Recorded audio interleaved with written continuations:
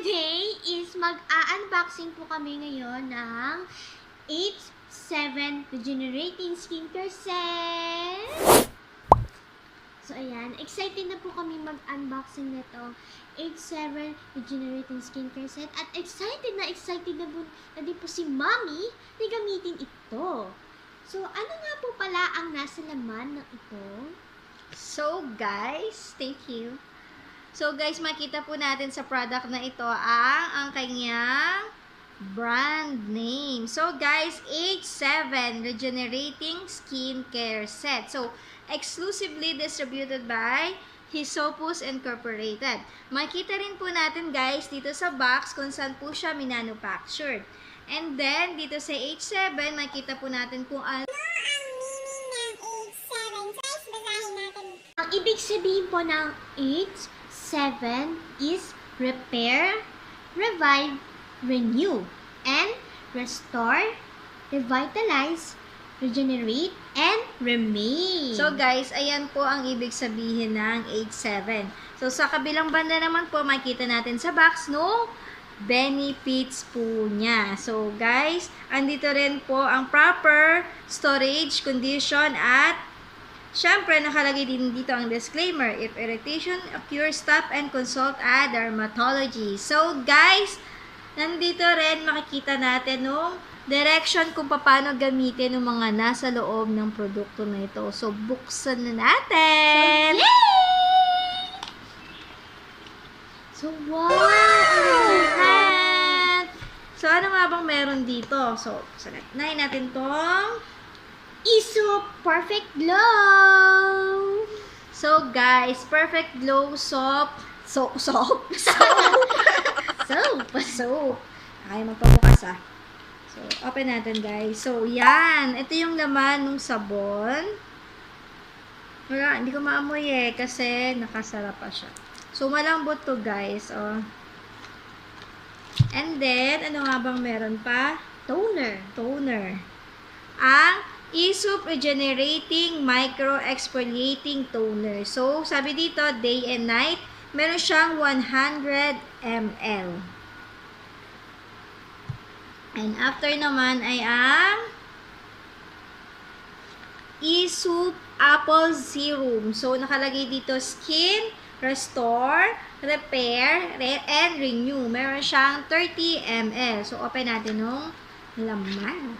Wow! Ayan. Tapos buksan natin, guys. Oh my God! Wow! Serum. Ito yung Ang serum. ganda po ng pagkaano niya, laman po ng malamang. serum na to is napaka gold. Gold yung ano niya. Ito po. Ano pong tawag dito? Amber glass. Ayan, gold po yung pag-amber glass niya. Yan. So, pag binuksan niyo po, mapapawaw, sarap pa talaga siya. Mapapawaw pa talaga. So, dahil dito sa serum na to is yellow siya. Parang gold. So, guys, ito naman, isa pa sa mga laman, ay ang Hyssop Tinted Moisturizer with SPF 45. So, day cream sunblock daw. Meron siyang 25 ml. And, you know, guys, ang ganda, oh. Nakakaano siya, di ba? So, Excited na akong gamitin to, guys. So, babalikan ko po kayo after 7 days using this product. So, balikan. Bye, guys. Goodbye, guys. See you in 7 days. Maglalagay din po kami ng feedback kung ano po masasabi natin dito sa H7. Bye-bye, guys! Thank you for watching! At meron nga po pala tayo, guys. So, don't forget to subscribe, like, and, of course, comment. Then, hit the notification bell bell button Ayan. para ma-notify po kayo sa mga susunod naming video. So, Bye-bye! bye-bye!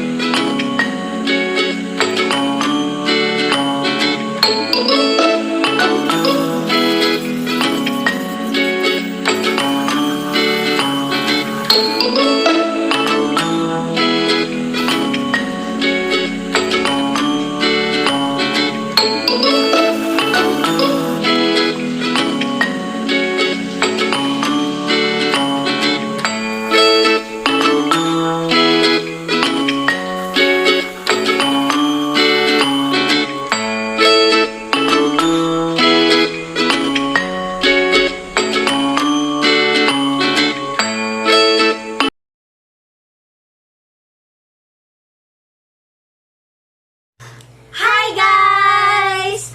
Welcome back to our YouTube channel! So, for today is magbibigay po si Mami ngayon ng feedback about using H7 Regenerating Skincare Set. So, itong H7 na to, ito lahat ng mga ginamit niya is nagamit niya na po to. So, for today is magbibigay siya ng feedback sa lahat ng H7 na ginamit niya po. Sa lahat ng Product. Product. Okay. So, let's start! Thank you, Pia. So guys, isi-share ko po sa inyo ang aking 7 days journey using H7 Regenerating Skincare Set.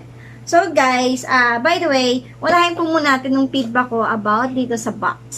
So, makikita nyo guys, ayan. Medyo na-cramp, nasira na kasi, ayan, nasira na siya. So, kita nyo po guys ha, bali yung kulay niya is black, gold, and white. So, very classy po yung box pa lang niya. So, hindi po siya nakakayang ipang regalo. So, bagay na bagay pang gift kay nanay, kay tatay, at tatay, kay nanay. Pwede rin gumamit ang mga boys. Kay nanay, kay tita, kay jowa, o diba, sa asawa po natin. Sana all.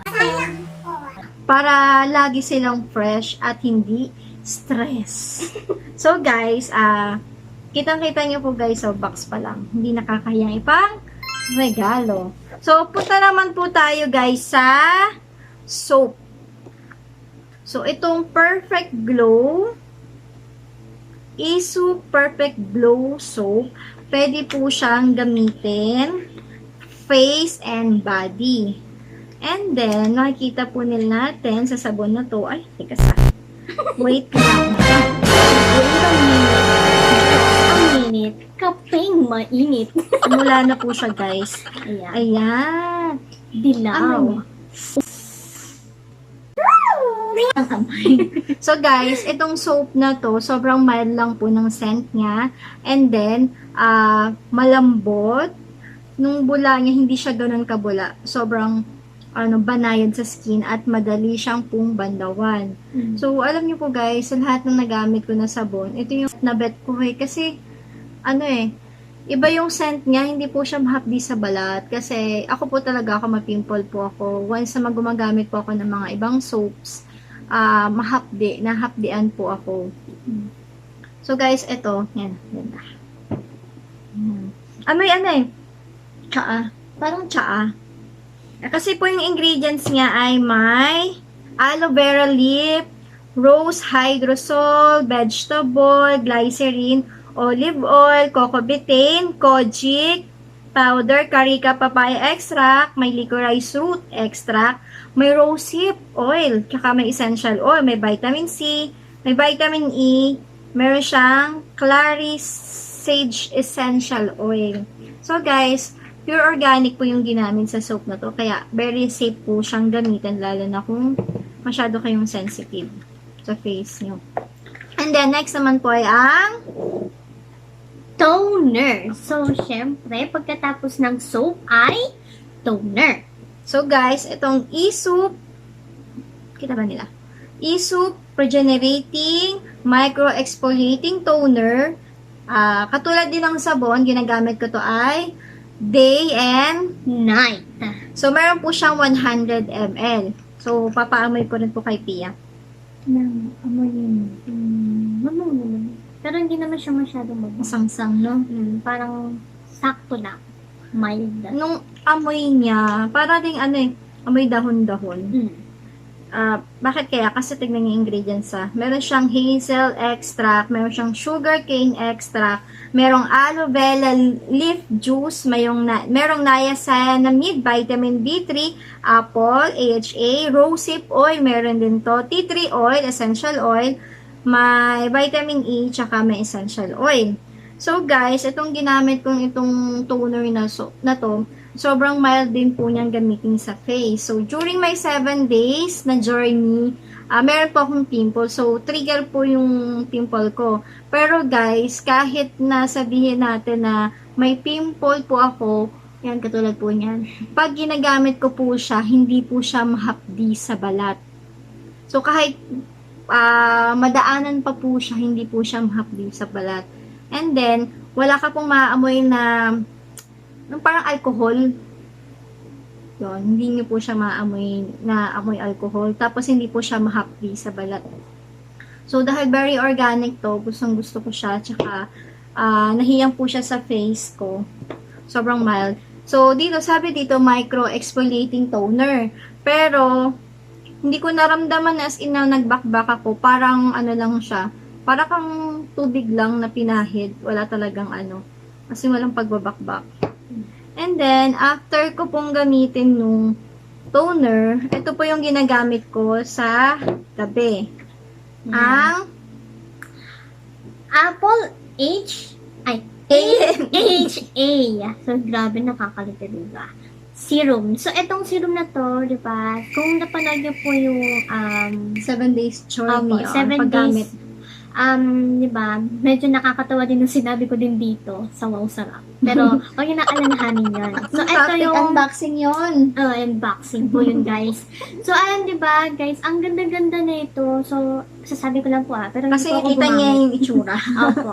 Sabi ko lang dito, ang ganda po niya. Tapos, syempre po, tignan niyo pa lang po, diba, parang siyang gold. Mga gold. So, siya yung, amber glass na.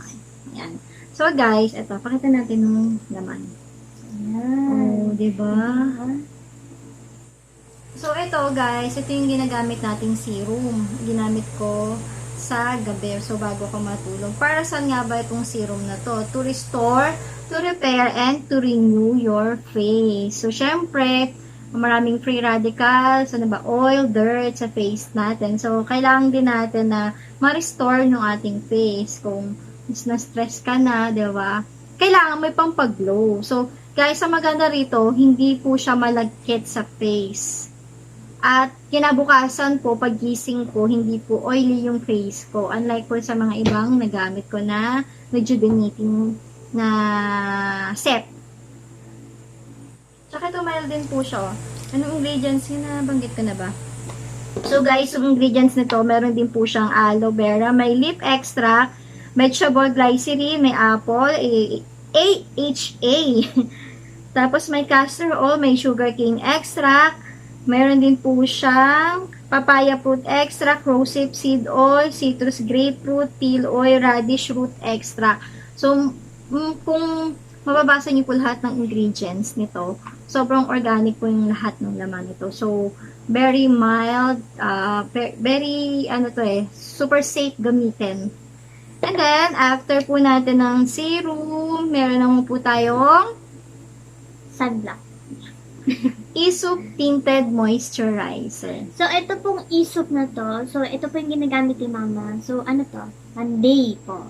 So, pang-protect po sa mukha. Pag, for example, na lumabas po tayo, so, pang-protect na din po siya sa mukha natin. Kasi meron Sa siyang SPF. 45. So, tama po yung sinabi ni Pia. Ito, pinakagusto ko kasi dito sa Hyssop Tinted Moisturizer. Ano siya, de pump? Chik. Ayan. Ayan, de pump po siya. So, na-avoid po nung contamination sa product natin kasi de pump nga. Kung ano lang po yung ma-pump mo, yun lang po yung lalabas. So, yun ang pwedeng gamitin. Hindi po siya yung kinukuwi. Tapos, minsan nung daliri mo madumi. So, makakontaminate ng product. So, ito, maganda to kasi de pump. So, nagustuhan ko rin to. Hindi rin kasi siya malagkit sa face. Tapos, nung SPF 45. So, basahin ko sa inyo, guys. Nung mga ingredients niya, meron siyang aloe vera, leaf juice, cetyl alcohol, sweet almond oil, may almond. May licorice root extract, merong hazel extract, merong rose hip. Diba? Meron din siyang zinc oxide, titanium dioxide, vitamins A, C, and E. Wow, ang taray talaga. With essential oil. So guys, kaya pala sobrang mild niya sa face. Tapos, ano niya napakaganda niya, napaka-mild niya. Kasi, because of the organic ingredients po nito. So guys, overall, score natin dito sa Hyssop Regenerating Skincare Set ay 10/10. So, di ba guys, panalo po yung mga, yung age 7 na to. Kasi, lahat po ng mga ingredients na to is napaka-organic na po. Diba, sinabi niya ni Mommy. At kung pagkakita niya lang po sa back, is mag-gold. So, panalo.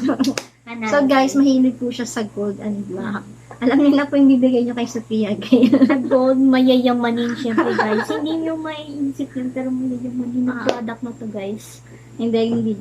Baka sabihin nila pang mayaman lang pa. Hindi, guys. Hindi po. So guys, yung sulit na sulit po yung presyo nito sa sa product na ito. So hindi po tayo magsisisi. So guys, hanggang dito na lang po kami. So don't forget to subscribe. Subscribe guys. Like, and Comment. comment guys. So sa lahat ng mga gusto mag-comment, comment na po kayo. Huwag na po kayo mahiya. And always, just click the notification bell button para ma-notify po kayo sa mga susunod pa naming video. So hanggang dito na lang kami guys. Bye!